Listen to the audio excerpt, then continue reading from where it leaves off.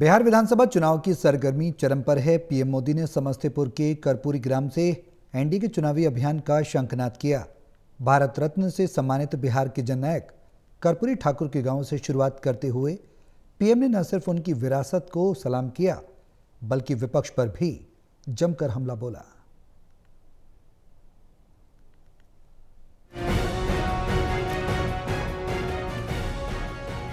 प्रधानमंत्री नरेंद्र मोदी ने आज समस्तीपुर जिले के कर्पूरी ग्राम से बिहार विधानसभा चुनाव के लिए एनडीए के प्रचार अभियान का धमाकेदार आगाज किया है।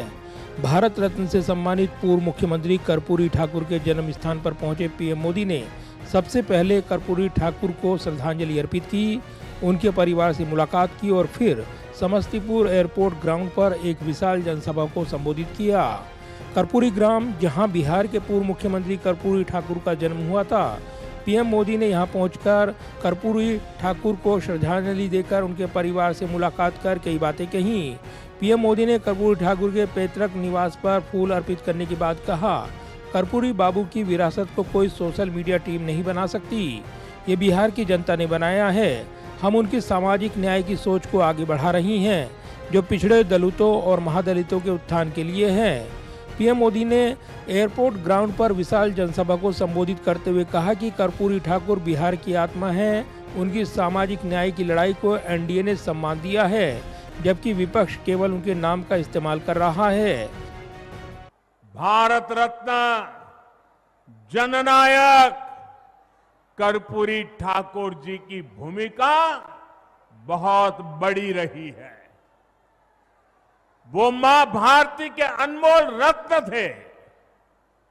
उन्हें भारत रत्न से सम्मानित करने का सौभाग्य हमारी सरकार को मिला, ये हमारे लिए सम्मान की बात है।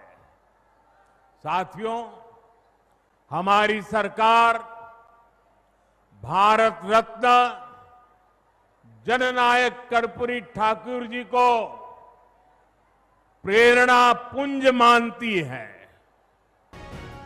मुख्यमंत्री नीतीश कुमार और अन्य एनडीए नेता भी मंच पर मौजूद रहे, जिसमें रैली में जोश और उत्साह का माहौल दिखाई दिया।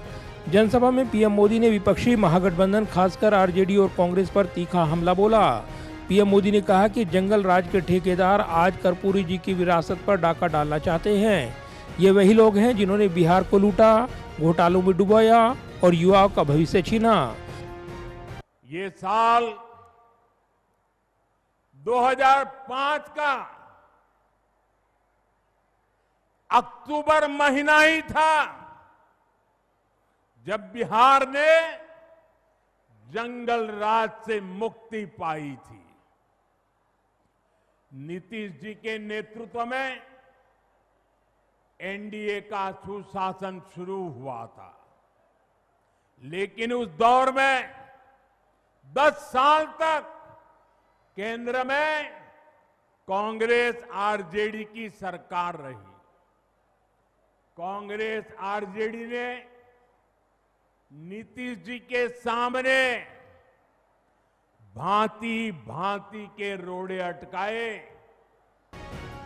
पीएम मोदी ने बिहार में एनडीए सरकार की उपलब्धियां गिनाई, 4G कनेक्टिविटी, नई हाईवे और किसानों के लिए केंद्र की योजनाएं। साथ ही पीएम मोदी ने ऐलान किया कि बिहार के युवाओं के लिए नई स्किल यूनिवर्सिटी और रोजगार के अवसर लाए जाएंगे। रैली में हजारों की भीड़ जुटी और पीएम मोदी के भाषण ने बिहार के मतदाताओं में नई ऊर्जा भरी। पीएम मोदी ने कहा कि 2025 का ये चुनाव बिहार के भविष्य का फैसला करेगा। एनडीए के साथ बिहार सशक्त बनेगा।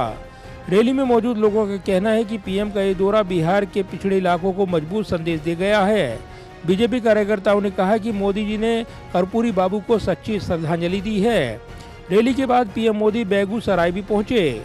यहां दोपहर 2 बजे दूसरी सभा हुई। यहां भी पीएम मोदी ने युवाओं, महिलाओं और किसानों के लिए केंद्र की योजनाओं का जिक्र किया।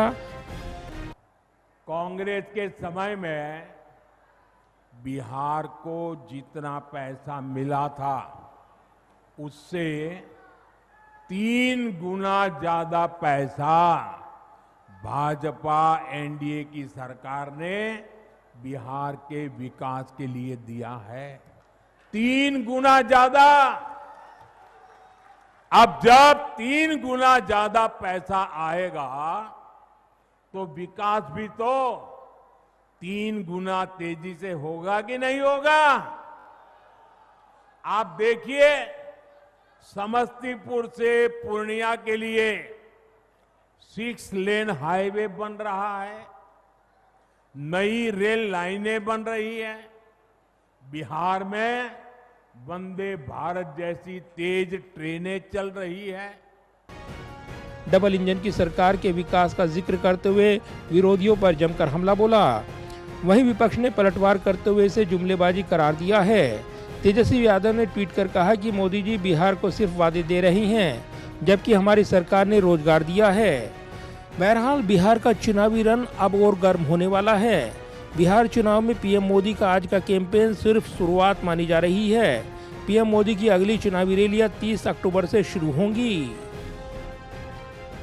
कैमरामैन विदर्भ के साथ प्रदीप कुमार, टोटल न्यूज, दिल्ली।